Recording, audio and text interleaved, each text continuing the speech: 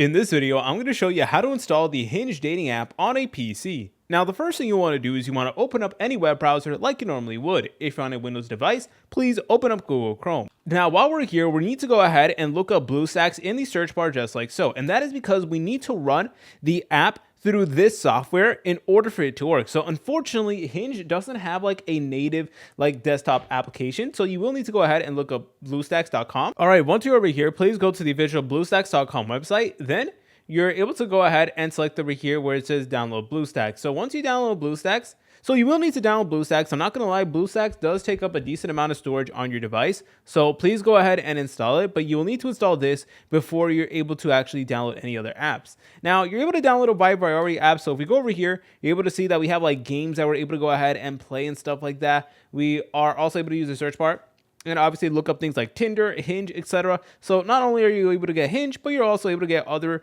games and titles as well that you guys are able to use. So that is basically how you will go about installing Hinge on a PC. You will need to go ahead and do it through BlueStacks. Now, some areas unfortunately don't have Hinge available in BlueStacks. So in that instance, you are able to use something as an alternative like Tinder. So if you try looking for a Hinge, for example, I'm in an area where like Hinge just doesn't appear. So that's a little bit unfortunate, but what you guys are able to do is you're able to use other dating apps like Tinder. They also do have Grindr as well, which is incredibly useful. Nonetheless, this is still a pretty good option, and it's worth checking out. If you guys found this video helpful, make sure to like and subscribe. I'll see you in the next video.